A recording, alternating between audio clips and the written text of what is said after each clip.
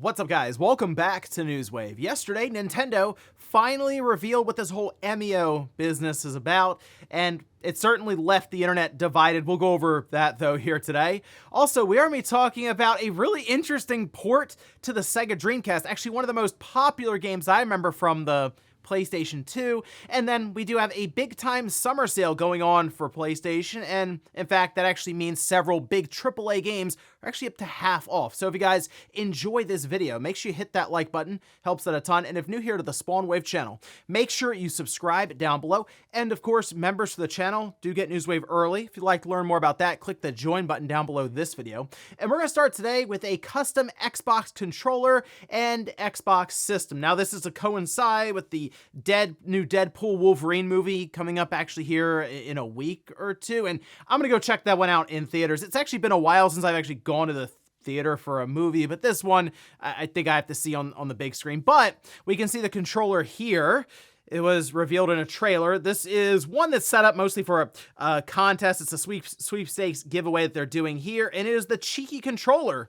It's designed by Deadpool, and hey, credit to Microsoft. This might be the first time they've actually been behind when it comes to custom controls. Okay, you get it. But either way, this is not something they're gonna be selling. You do have to, I guess, just enter and hope you win.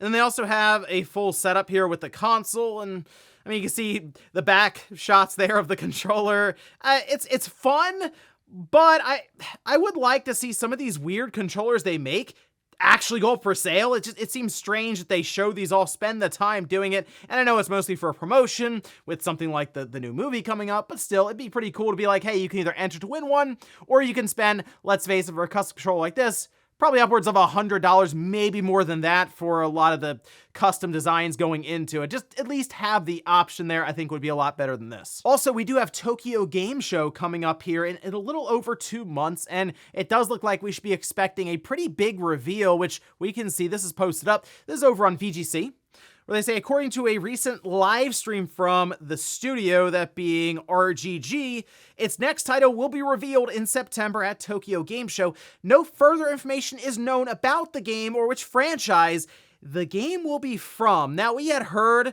actually at Anime Expo, that RGG would be showing off some sort of new release in the month of September. Now we're looking towards Tokyo Game Show, and speculation has broke out that since we just had Like a Dragon Infinite Wealth, that maybe they would look towards, say, Judgment 3.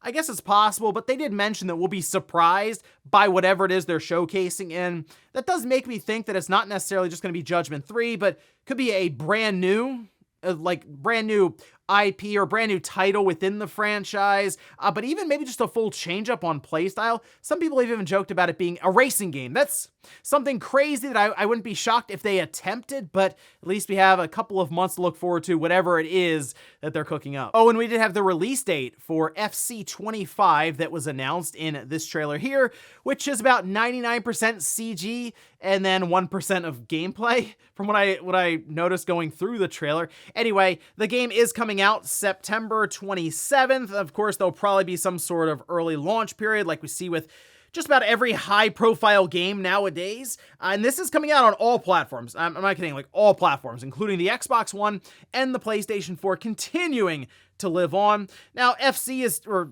for a while, FIFA, in general with EA, is very, very popular. Still able to hit #1 trending on YouTube, 2.5 million views in like 8 hours or something.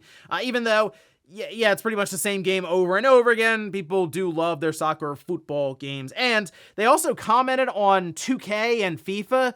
They don't seem concerned at all about that release. In fact, they welcome the competition, which should hopefully just help that scene in general, having two big companies going at it, one even coming up now with the FIFA name. So interesting stuff there, but there you have it, September 27th. Look forward to FC25. And guys, with some of the quick news out of the way, let's get into the bigger stuff. Let's start right away with who is Emio. This was a trailer that was released a little more than a week ago by Nintendo, and there was a context to it, and it led to all kinds of speculation, of course, because it was mature rated. Is this going to be a Nintendo horror game? A lot of possibilities, and because of that speculation, there were some people who did legitimately guess what it ended up being, and, well, the announcement certainly divided many people online, mostly because of, I guess, the genre that this game is in. But we can see the trailer here for it. Yes, it is a new entry in the Famicom Detective Club series titled Emio, the Smiling Man. Okay, now, we haven't had a new Famicom Detective Club game, technically, in more than 30 years, as the more recent ones that released are actually remakes of the original from more than 3 decades ago. So, I mean, they are technically available now. You can play them on the Switch, although they haven't done a physical release of those in, like, the US. That kind of threw some cold water on the release for that from a few years ago.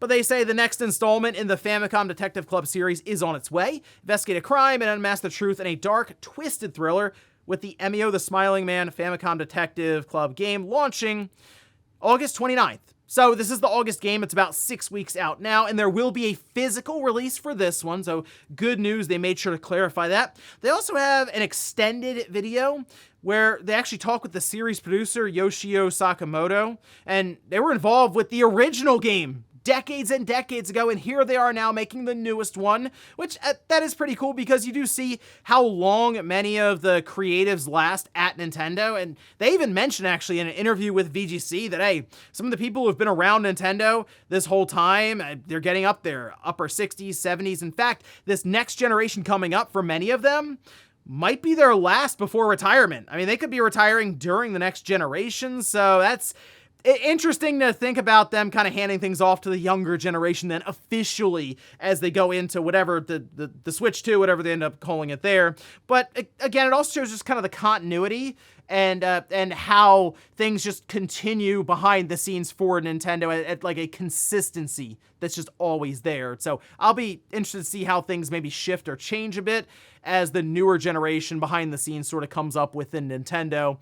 But the reason this, of course, divided a lot of people around this announcement, it's technically a visual novel, yes, and I think there are many people who are looking at this as, ooh, is this a new intellectual property? And it's funny because I mentioned, hey, something that would be disappointing is this ended up being a visual novel. For me, there are many people out there who are fans of Famicom Detective Club, I'm sure, and this is probably an incredible announcement for you.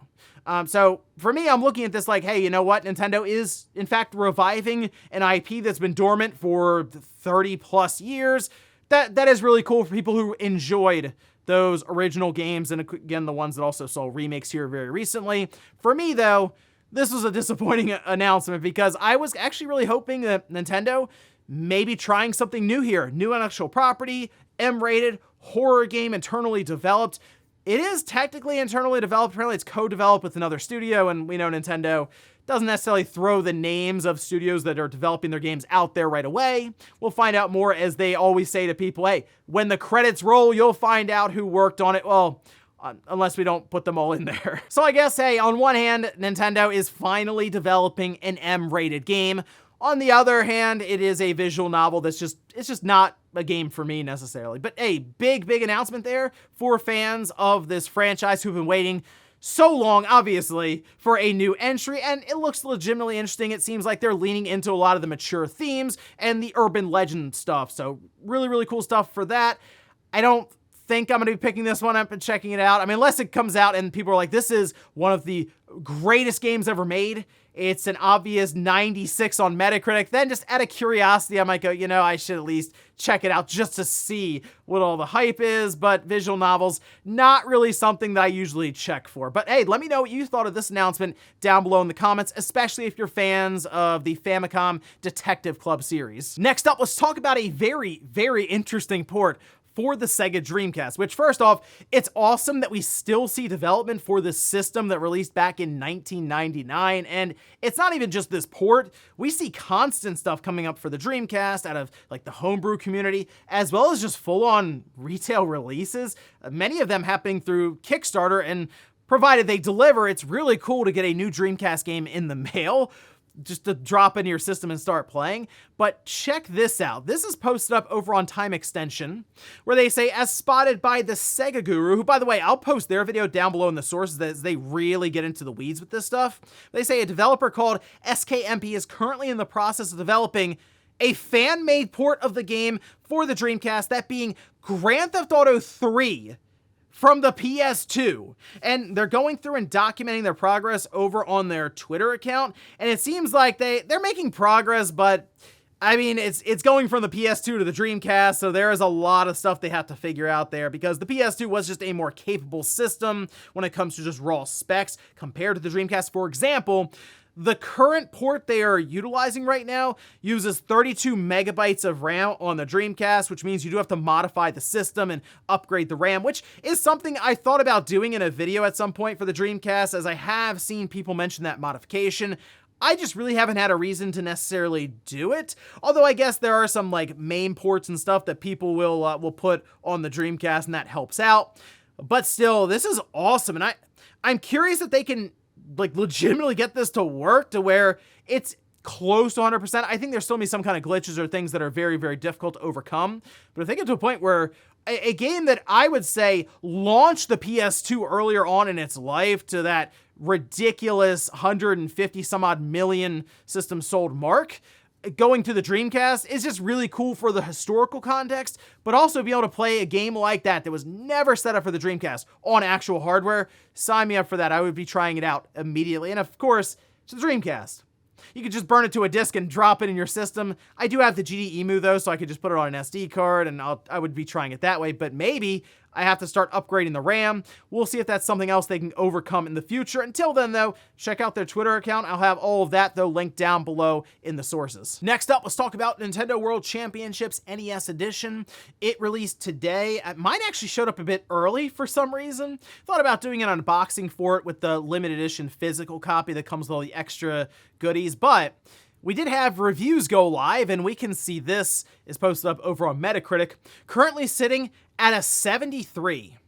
Now that is on 46 critic reviews with the positive mixed negative split 24, 18, and then 2. And as I'm going through these reviews, it definitely comes down to some of your nostalgia, right? Like if you're looking at these games and you remember them very, very fondly, this is a blast because there's 150 challenges, and you can of course play against friends, mostly locally, and that's something that shocked me a bit with this one.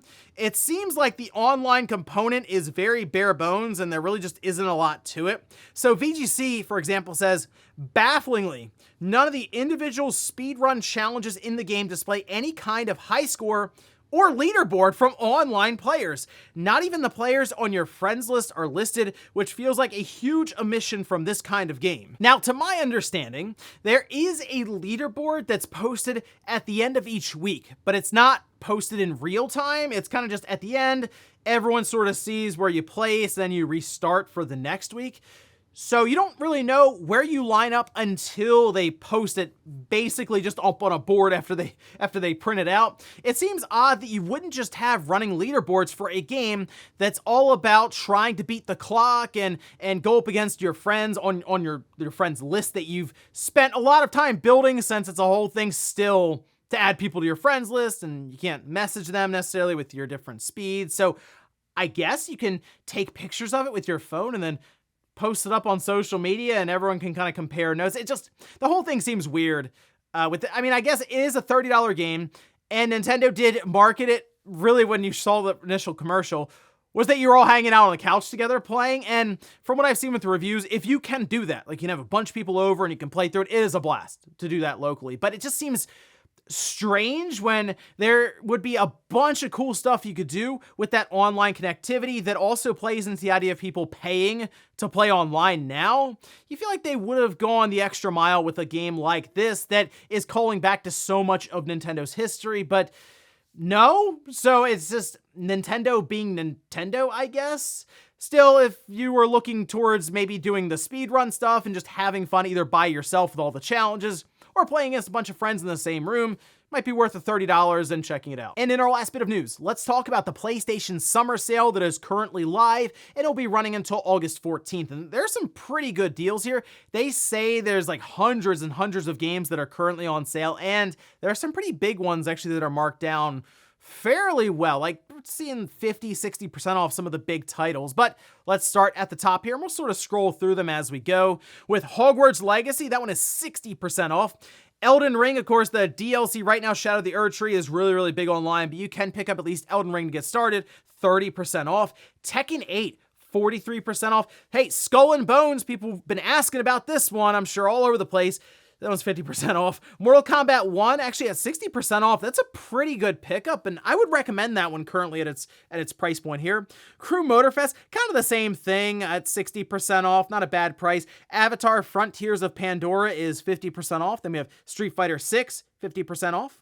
Alan Wake 2, 35% off. Resident Evil Village, 60% off there. Of course, if you're looking for something that can also utilize your VR headset, this wouldn't be a bad one either to grab at that price point.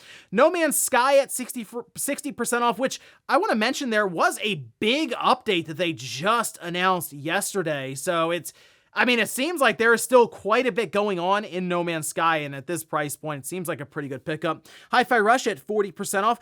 RoboCop Rogue City, if you missed out on this one, it is absolutely worth the pickup, 50% off. I had a blast with that game. Dead Space Remake at 65% off. Armored Core 6, 30% off. Guilty Gear Strive, 50% off. Devil May Cry 5 Special Edition, 60% off. Watch Dogs 2, 85% off. Sonic Superstars, 50% off. Uncharted Legacy, a Thieves Collection, 60% off. Ratchet & Clank Rift Apart, 58% off.